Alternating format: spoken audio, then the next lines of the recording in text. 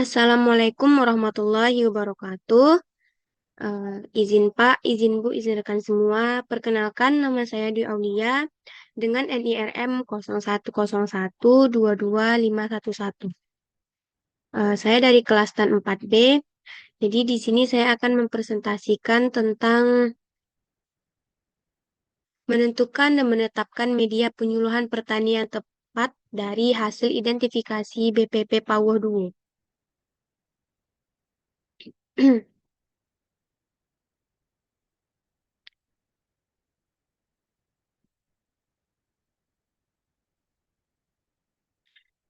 Yang pertama itu latar belakang. Jadi, BPP Pawuh Duo ini yaitu BPP yang berada di Kecamatan Pawuh Duo, Kabupaten Solok Selatan, Provinsi Sumatera Barat. BPP Pawuh Duo ini mencakup 5 kenegarian. Yang pertama ada Nagari Kapau Alam Pawuh Duo, yang kedua ada Nagari Luak Kapau, selanjutnya ada Nagari Pawuh Duo dan Batigo, selanjutnya ada Nagari Alam Pawuh Duo, dan terakhir ada Persiapan Pekonina. Jadi di Kecamatan Pawuduo ada beberapa komoditi unggulan yang terbagi menjadi pangan, hortikultura, dan perkebunan. Yang pertama pangan yaitu ada tanaman padi dan jagung, dan hortikultura ada tanaman cabai, dan perkebunan ada tanaman kopi. Jadi BPP Pawuduo ini menyediakan lahan atau demplot yang berada tepat di samping kantornya yaitu seluas 10 kali 15 meter. Dan sekarang lahan tersebut sedang membudidayakan tanaman jagung pipil dan cabai. Setelah diidentifikasi oleh BPP Pawuduo sendiri, ada beberapa masalah yang sering terjadi pada petani. Yang pertama itu ada alih fungsi lahan. Jadi, para petani khususnya di Kecamatan Pawuduo ini sekarang yang biasanya menanam padi dan sekarang beralih fungsi ke mungkin bisa tanaman cabai, tanaman lain, uh, dan juga tanaman jagung. Yang selanjutnya ada masalahnya yaitu pengairan kurang. Uh, jadi kita contohkan pada tanaman uh, padi. Jadi yang biasanya petani ini menanam padi ketika pengairan kurang atau tidak ada air untuk menanam padi, jadi maka petani itu akan berhenti membudidayakan tanaman padi dan ditunggu apabila pengairan sudah ada. Jadi dapat kita manfaatkan lahan tersebut seperti kita menanam tanaman cabai, tanaman jagung, dan seperti tanaman hortikultura lainnya.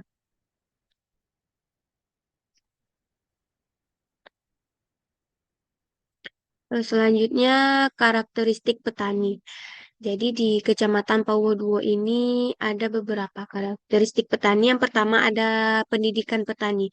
Jadi di Kecamatan Pawuduo ini ada yang sarjana yaitu sekitar 5% dan selebihnya yaitu antara SMP sampai SMA.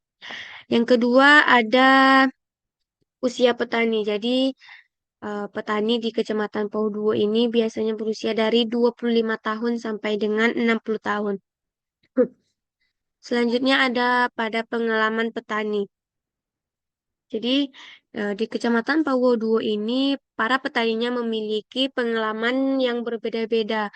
Contohnya petani A dengan petani B. Jadi mungkin pada petani A ini lebih mengetahui bagaimana cara membudidayakan padi, sedangkan petani B lebih mengetahui bagaimana cara membudidayakan tanaman, baik itu tanaman cabai, tanaman jagung, dan tanaman lainnya. Selanjutnya karakteristik wilayah. Jadi BPP Pawuduo ini jadi para petani khususnya di Kecamatan Pawuduo ini yang pertama itu ada cakupan wilayah penduduk. Jadi yang pertama itu mencakup ada 5 kenagarian, yaitu ada Nagari Kapau Alam Pawuduo, yang kedua ada Nagari Luak Kapau, dan yang ketiga ada Nagari Pawuduo Nomor 3. Selanjutnya ada Nagari Alam Pawuduo dan yang terakhir ada Persiapan Pekonina. Selanjutnya ada komoditi unggulan. Jadi di Kecamatan Pawoduo ini ada komoditi unggulan yang terbagi menjadi ada yang pangan, hortikultura, dan ada juga perkebunan. Yang pertama pangan. Jadi di sini ada tanaman padi dan tanaman jagung. Dan hortikultura itu ada tanaman cabai. Dan yang terakhir itu perkebunan yaitu ada tanaman kopi. Selanjutnya untuk jaringan. Jadi di Kecamatan Pawuduo ini tidak ada kendala jaringan, tetapi untuk para penyuluh di sana itu masih menggunakan paket data pribadi, baik itu dalam melakukan tugasnya, baik itu dalam melakukan penyuluhan juga. Selanjutnya ada kondisi lahan. Jadi khususnya di Kecamatan Pawuduo ini kondisi lahannya masih tergolong subur karena ya yang pertama itu eh, Kecamatan Paudo ini terletak di lereng perbukitan. Makanya kondisi lahannya itu masih terjaga dan tanahnya itu masih subur. Selanjutnya itu setelah kita melakukan identifikasi dari bagaimana karakteristik wilayahnya, karakteristik petaninya, dan juga latar belakangnya. Jadi saya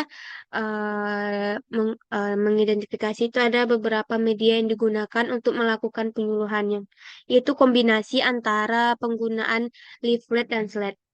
Kenapa saya memilih eh, kenapa saya memilih media ini? Yang pertama itu ada leaflet. Jadi leaflet ini yang pertama itu mudah dibawa. Yang kedua biaya pembuatannya relatif murah. Yang ketiga disajikan dengan singkat, padat dan jelas. Yang keempat sumber informasi yang bisa dipelajari petani kembali. Kenapa? Kenapa alasan saya memilih leaflet? Karena disesuaikan dengan pendidikan petani, yaitu ada yang sarjana dan ada rata-rata pendidikan terakhirnya SMA. Jadi petani khususnya di Kecamatan Pawodo ini sudah bisa membaca dan bisa memahami isi dari leaflet. Selanjutnya ada itu slide, yaitu alasan saya memilih slide yang pertama itu menyampaikan informasi dengan jelas dan menarik melalui gambar dan video dan juga animasi. Jadi dengan kita menggunakan contohnya itu video, kita sebagai penyuluh bisa menampilkan contohnya pada sistem tanam jajar logo. Jadi kita bisa menampilkan langsung kepada petani videonya. Jadi begini bagaimana bentuk dari sistem jarwo. Selanjutnya yaitu ini dapat dibuat dengan mudah dan yang ketiga itu uh, penyuluh dapat menggunakan slide untuk memicu diskusi dan interaksi dengan petani.